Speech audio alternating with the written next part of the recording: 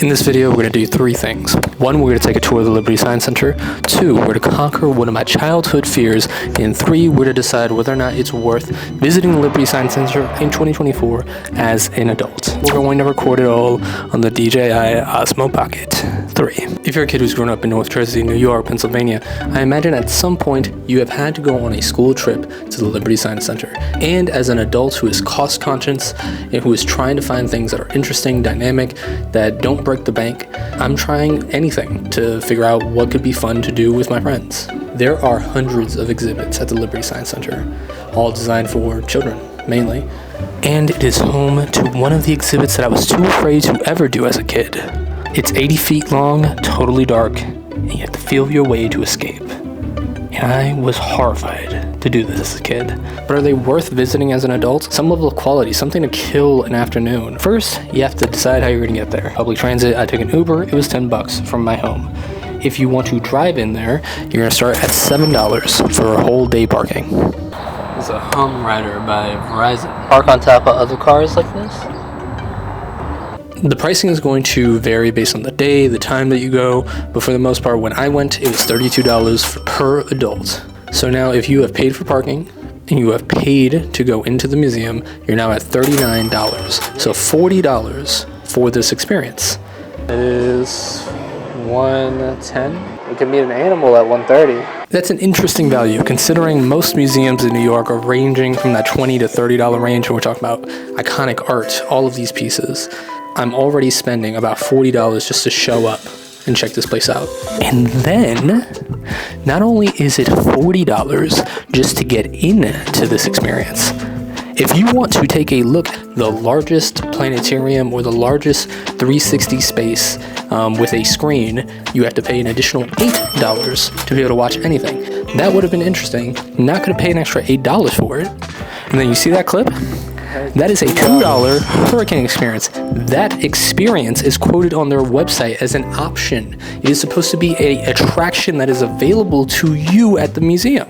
There was another kind of a space trek experience. It's like almost like a roller coaster 4D simulation. An additional $5 for that experience. If you go into the Dino fossil cleaning area, it's fine. I guess for toddlers, all good, no problem. Not sure about the scientific kind of level to it. Maybe if it was on a tour, maybe it would be more interesting, but this was just free form. Everybody's playing with the sand and all that. They're not very well taken care of, huh? Projection mapped globe, very interesting, kind of cool look. It's just kind of giving you a YouTube video on a globe. Then we go into what I believe is my favorite part, is all the stuff with the animals. They're really cute. I think the staff does a wonderful job of keeping people engaged, trying to tell stories, trying to educate children all around the space and keeping people plugged in. You see, that's the kind of stuff. Oh, he was trying to go for freedom.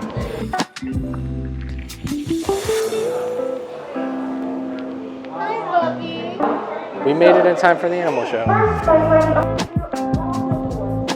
I think my favorite experience is the animals. My second favorite experience is the Great Train Experience. A lot of really nice models, taking different landscapes from Jersey, different landmarks from Jersey. That's just a really nice experience. Honestly, if they made a whole museum just based off of that I would actually consider paying $30 for it. And then as you go throughout the museum, you see all of these different exhibits. There's like cool science experiments and all that.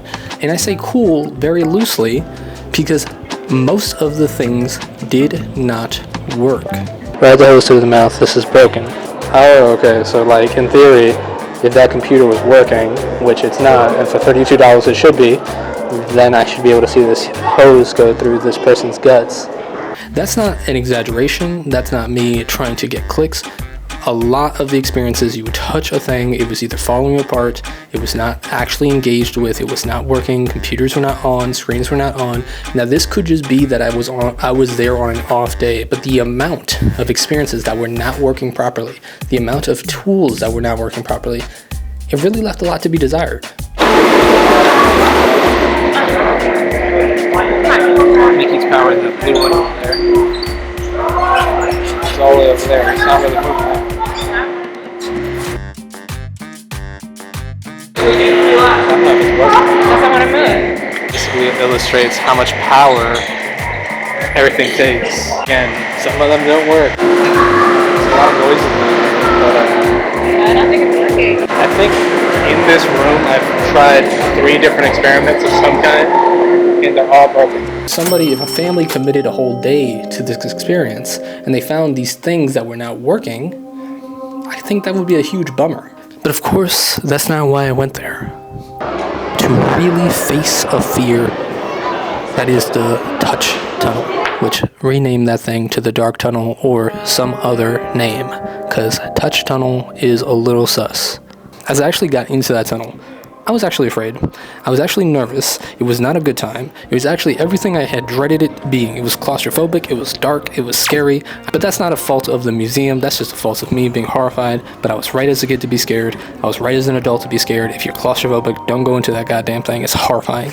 It was actually as scary as I thought it was going to be. It was horrifying, terrible.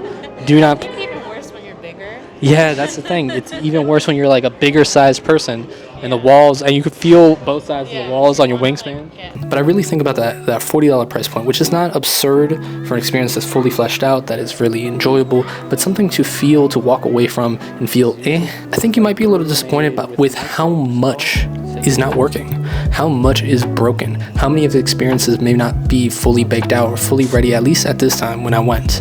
And of course, I'm a grown adult.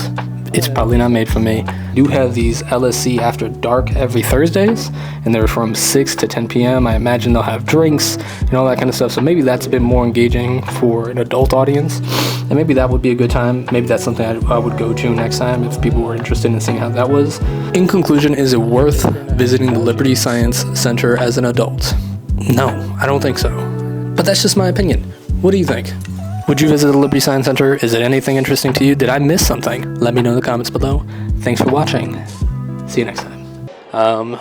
Sir, what do you think about these outrageous ass prices that we paid to come into this place? Speechless.